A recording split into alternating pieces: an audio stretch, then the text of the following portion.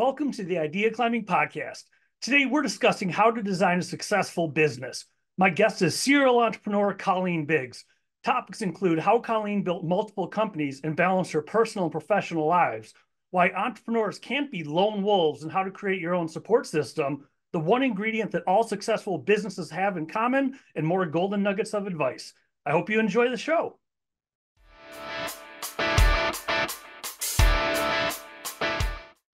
Welcome to the Idea Climbing Podcast. Today, we're going to discuss designing your life with Colleen Biggs. Colleen is a 22-year business strategist who empowers business leaders to expand their influence through peak performance habits to attract the right clients and drive more profits. She has launched over 340 businesses. We'll have to dig into that a little bit. Is a keynote speaker, author to 7 #1 international bestsellers, with the latest being Step into the Spotlight to Expand Your Influence.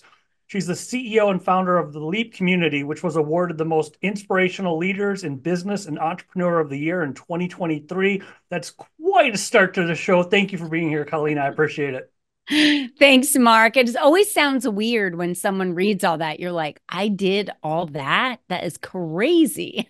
What was I thinking? That's what we're going to get into. Perfect segue. As far as designing your life, which you've obviously done in an optimized state, were you just always that organized? Did it come along like maybe, a certain number of businesses and you realize, whoa, I have to take control? Or what's the story behind designing your life in your world? This is going to sound really crazy, but I think that when I was born into my family, my father was a very abusive father, not only to my mother, but us kids. There was a lot of chaos. I've even had therapists tell me this, that I probably knew very early as a baby being born into that family that I was in unstable ground. So I think when you feel like that as a child, you take control of the things you can control. I spent a lot of time in my room, controlling my stuffed animals, controlling where things go in my room. I had tiny little spaces I would build in my closet, on the shelf. And that would be like where I would read books and escape from like my house. I know that sounds really strange, but from a child, I feel like I really needed to create that stability for myself because I craved it. And then when my parents got divorced when I was 12, that was when it just felt like the rug got pulled out from underneath me. And I was like, okay, from now on, Colleen, you're just going to have to figure out how to financially take care of yourself, because everyone kind of, went into their own little ways at that point. My mom kind of stopped being a mom. My sister became a hermit in her room. And I was like, well, I'm only 12, so who's going to raise me? So I'm sure everybody in the house has a different perspective. Mm-hmm. That was my perspective. And from then I decided, my mom said, you grow up, you get married, you have babies, and you're like a homemaker, like my mom was. Yeah. Well, that obviously didn't work out so great for my mom. So I was like, I need to design a life that looks different than that. And I literally have been designing my life from that point forward, no matter what it was, whether it was, I'm going to get this specific job because I want to make a specific amount of money and I want to work my way up a corporate ladder. And this is the way I need to do it. I want to marry this certain person, right? Because this is what I want my life to look like. I want to have this specific hobby or move into this specific neighborhood because I want to be surrounded with certain people. So I've constructed my life based on how I want it to play out. And whether anyone believes it or not, they do the same thing. They're either constructing it or they're not. And if they're not, then their life, they probably have this attitude that life is happening to them, like, oh my gosh, everything happens to me that's bad. That's kind of a victim mentality. I could have a victim mentality if I wanted and write an autobiography about, abuse and how I felt alone at 12 and all of that stuff. But really, honestly, you can turn that around and become a victor and be that person that changed their life because they knew they could. So well, in your case, multiple businesses, how do you design a life? Someone's listening or watching. How do you design a life to make it hospitable or eager to go to actually build a successful business or successful businesses? What does that look like with balancing personal and business? Yeah, I'm glad you asked that question because the very first thing that we have to decide and remember is you can't do it alone. And even though I had designed and constructed my life, I had friends, I had colleagues that I leaned on. I became friends with individuals, had mentors to be able to become a better manager, to be able to have someone to help me and guide me so I could get a better job or get a better promotion, right? Mhm. So when we think about working for corporate America or having a job, we surround ourselves with people that are educated in an area. We go to college to get educated or an institute or, to learn technology, to get a certificate. We have to, one, surround ourselves with people that are going to support us in that endeavor. So you should never do it alone. You first want to get a mentor, read books. That's another way to do it. Get a whole bunch of books and start reading them on how to start a business. What are the A, B's, and C's on starting a business? What are the first steps I need to take? And then what do I need to do next? I've done that for real estate investing. I don't have a mentor other than Robert Kiyosaki right now because he lives in Arizona and I've read all of his books, right? So I get my knowledge from that. So get yourself surrounded with knowledge in the area of what you need to get started. And I would Mhm. put people in that as well, like mentors. Maybe you're watching YouTube videos. I mean, I've done that for small things like understanding how to do water fasts and what that means for your health. And then I go down the rabbit hole of watching all the videos to understand it a little bit better before I actually do the act for myself and understand what the health benefits are. So I feel like people jump into business like anybody can be a business owner. It's not true. They Mhm. can't. It takes a lot of stamina, a lot of drive, a lot of high performance habits to be a successful business owner that can drive profits, that can hire a team on, that can build something. That just no one's born a leader. I hate that. Oh, they're just a born leader. Bullshit. Crap. They're not born leaders. You keep it clean. They're not born leaders. Leaders are made, and they're made by who they surround themselves with and the habits that they choose to take. So if you want to be a business owner, you have to create the habits of being a high performer. Well, in the entrepreneurship world, what goes into designing a successful business? Okay, so designing a successful business starts with the first thing, which is, do you even have something that somebody wants to buy? So I think that's the first thing. You have to test the market. Is there a significant problem out there for something that you want to sell? So if you have a product, is someone missing something? Like let's think of when sticky notes came out, right? There was no other way that you could write a note instead of using tape. So they just added stickiness to the back of the sticky note. That solved a problem for people of not having to use tape, right? So Mhm. if you don't have a product and you have a service, what is your service solving? So that's the number one question you have to ask yourself. Do I have a solution?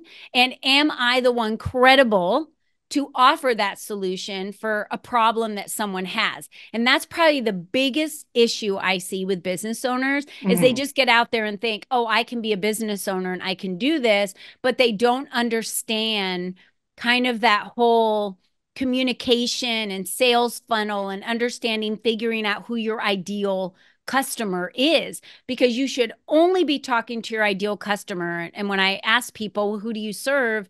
Oh, I serve everybody. I'm like, I could just write a little note in my notebook. Well, they're going to struggle because we Yeah. can't, if, when you try to serve everyone, you serve no one.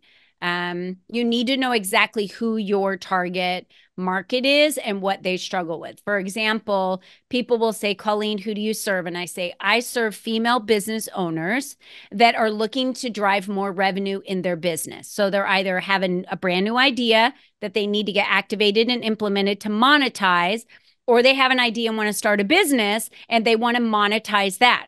So it always has to do with generating income. It's very clear on why somebody would hire me. So how do you create that profile? I mean, how do you whittle it down from just anyone to as specific as you got it? Where does that start? Yeah, so it really starts from a formula of understanding what is the problem that I'm solving. There's a problem that exists. So is your problem that this person can't lose weight? Is the problem that this person can go to the gym, right? Let's just use overweight. It's the easiest example for everyone to use. There Hmm. are gyms everywhere. There's probably one 5 minutes from your house right now, and you can use your body weight and everything in your house, plus a YouTube video that's free to get in shape. But why don't people do it? Because they're not motivated to do it, right? And then it takes accountability for them to do it. So they might say, I'm really motivated and I want to do this, but there's no accountability to get them there. That might be an individual that needs a class that starts at 7:30 for accountability, and then they'll show up. And then as long as they know that someone's going to be there and they've registered for a class, that's kind of like the psychotherapy that happens with that, then they'll show up to the class. But every single one of us had the opportunity to be in optimal health just from watching YouTube videos, right? But they don't. So that ideal problem and demographic of that person is they're not going to go on their own to do a workout because they would already be in shape if they were. So you would say things like, do you struggle to get to the gym on your own? Do you find that working out alone isn't something fun to do? Maybe this person's very social. Do you find that you just don't have time in your schedule to get your workout in? You want to lose weight, but you just never find the time. That's your ideal client, right? You just talk to them because they're like, that's me. I'm that person. And then before you know it, you're like, great. I work with individuals that are struggling with these 4 things, and this is what I do to solve it for them. And then they tell them, we meet twice a week for an hour online. You've got to register for the class or you show up in a group. So now you solve the social, and we guarantee that you'll, lose body mass or fat or whatever in this program in 30 days. Well, that person's like, I'm in. Because it's what I want to do, but I'm struggling to figure out how to do it on my own. I need someone there to guide me. So once you find your ideal client profile, avatar, whatever you want to call it, what's the next for business growth? You know who you want to, who you can help solve problems for. Then what comes next for growth? You have to start telling people about it. I can't tell you how many people I meet just randomly. And I've never seen them anywhere, not in a networking event. No one's ever mentioned their name. I've never seen their social media feeds come through. There's no reels. There's nothing where I would see them. And so I asked them, like, how do you promote yourself? That's the number one thing I ask. Like, how do you promote yourself? And they're like, well, I really don't. I don't like doing videos of myself. I don't like going online. I said, well, do you have a newsletter list? Do you send out emails? No, I don't really, I talk to people, but so right there, you're like, okay, well, nobody knows you exist. So that's probably why you're not getting any business. It's like putting a building on the corner and not putting a sign on it. I mean, who's going to pull up in the parking lot, knock on the door and go, just wondering what you do here. Yeah. But if you put a sign that says Circle K, everybody knows what's inside because Circle K's branded themselves, or Dunkin' Donuts, right? So you have to brand yourself. What are you known for? Right? If someone says, do you know Colleen Biggs? Or like, yeah, what does she do? Oh man, she's the best. She creates visibility for women. She's got a community. She runs a bunch of events in person. Like, she's the one you want to know if you want to get connected with other people for opportunity. It's pretty simple because that's how I branded myself to other women out there, right? So you've got to brand yourself to be unique. This is why I say it's not for everybody. Most people, Mark, they want to blend in because they don't want to be noticed, right? I'd rather just blend in because if someone notices me, they're going to judge me. But that's not what we're talking about here. If you don't stand out and be known for something, nobody knows who you are. Therefore, they don't know what problem you solve. Therefore, they don't know what to buy from you. Well, you've built community extremely successfully. Can you speak a little bit about, is it a cart and a horse? Does the community help build the brand? Do you build the brand first and then a community somewhere in between? What does that look like?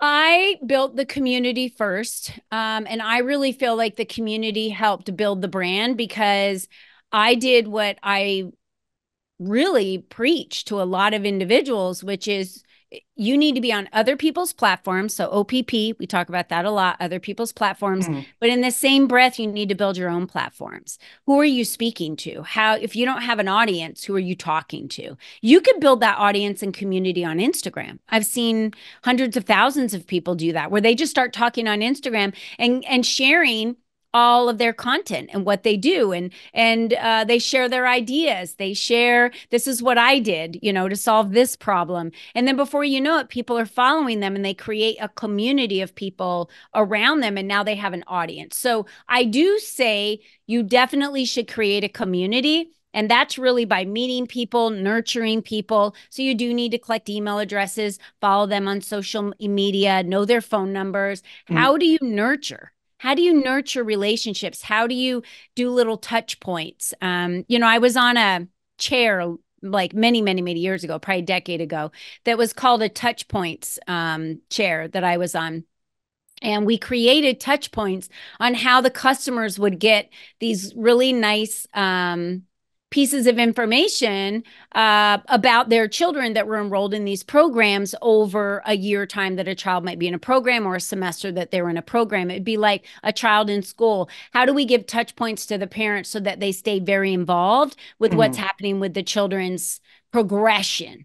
Right. And what's happening, because if your child's progressing, you don't want to pull them out of the activity ever, because they're progressing. So they want to stay. So it helps create loyalty. It helps create longevity with customers. So there's a lot of brands out there that do that really, really well. And so you want to nurture. So I think that's really the next steps. Once you've created that brand for yourself and you do know what's unique about you, you have to understand what is unique about you. And most of the time, people struggle doing that on their own.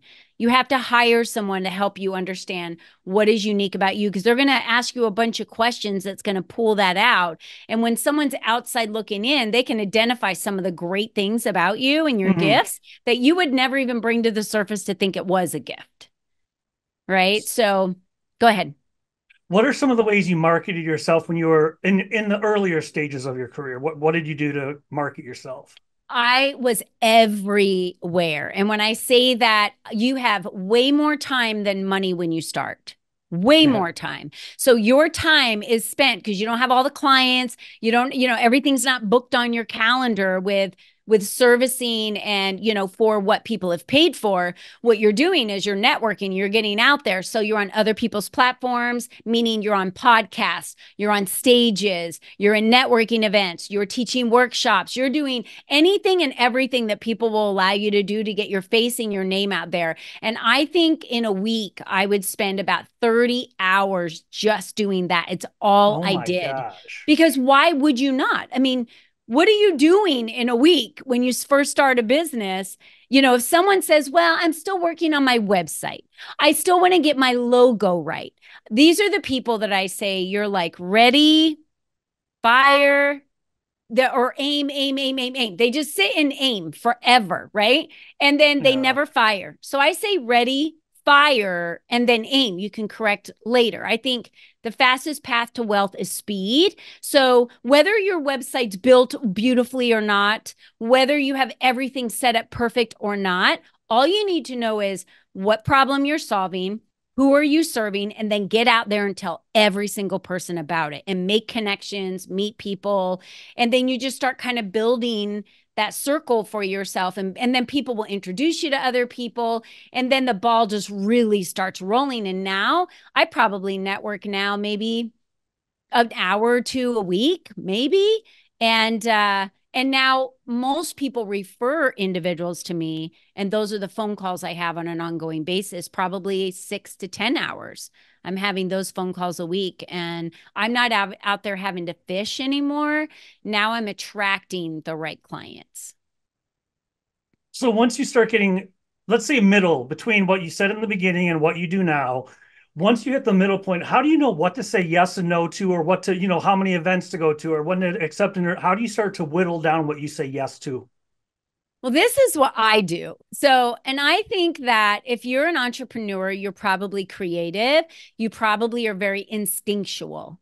We know when we're in a room full of people, if it's a red flag, if we like the energy, if we don't like the energy, if we feel like we're in a room of my people or we're in a room of like, what the hell's happening here? I don't even know who these people are. So there's been plenty of rooms that I've been in that I've just left. It's not my room, right? Or I've tried to go back because I thought maybe it was just off the first time and it's not. So we need to remember that it's not being disrespectful to not be in a specific tribe that doesn't match you. It's not going to pour back into you. You've got to be somewhere where there's a return of investment. Now, I'm not saying that return of investment is transactional. That's a very corporate way of thinking. The corporate way of thinking is you walk in, you get a client, it's transactional, and you're out. That's not how it works as an entrepreneur. We just talked for the first half of the show about understanding their problems, right? You're really kind of catering to that client. I think, Starbucks does it best when it comes to relationships with customers because they write your name on a cup. And when they write your name on a cup, they're building this kind of relationship with you because they call you by name to come up and get your cup of coffee. They were brilliant when they started that campaign because other coffee companies don't do that at all. They're just like, hey, someone over here ordered a almond milk latte. And you're like, I don't know, is that mine or is that yours? Or no one knows, right? So there's nothing special about that. So when you feel special in a networking room or in an organization, they know you, they recognize you. You feel like the friendships you're making are worth it. You feel like they're introducing you to other people, opening doors. I call that depositing into your social capital. Your social capital is yours being social. Who's depositing into that? And then who's just removing from that? And the takers, you need to get away from them because they're always going to want something from you and they're never going to give anything back. And you will waste your time trying to get that from them. I think that's the hardest thing for an entrepreneur to do in the beginning is to say no. But you need to say no because there's a lot of people that I want to say they almost kind of prey on new entrepreneurs. And it's really sad to say that. But they prey on them like, oh, you need me to teach you this for Mark. Oh, you need to hire me to do this. Oh, you need this. You need this.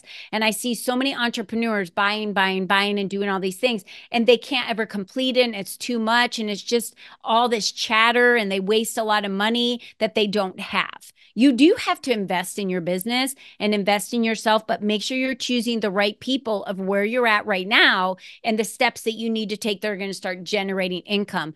I pound this in the ground, Mark. I can't pound it in the ground enough. Your job as an entrepreneur is to drive revenue. You are 100% sales. You just took 100% commission job for yourself that you created. You have to generate income. It should be the very first thing that you're working on. And I just don't get why they sit in aim. I'm still working on my website. I'm like, screw the website. Holy crap. Go try and sell something. Go sell something and make some money. Once you start making money as an entrepreneur, you have more freedom now because you can work on some of those other projects.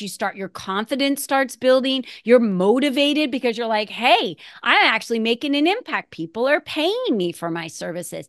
It's entrepreneurs that don't make any money that struggle the most. We have covered a lot of ground in a short period of time. There's so much in the entrepreneurship world, let's say, with everything we've covered, to reiterate, or maybe it's something new. If you were to say, just at least to start designing your life, at least do this one thing. If nothing else, do this. What would you tell them to do? Write it out. What do you want? What is it that you want? I ask that question of so many people and they're like, I have no idea. What do you want? Ask yourself that question and start writing them down. This has been awesome. If people want to find you online, where's the best place to go? ColleenBiggs.net, or you can Google my name at Colleen Biggs and you'll find me everywhere. And just to let everyone know, that's Biggs. So you get the right Colleen Biggs. Thank you so much for the time. This has been excellent. I really appreciate it, Colleen. Thanks, Mark. And scene.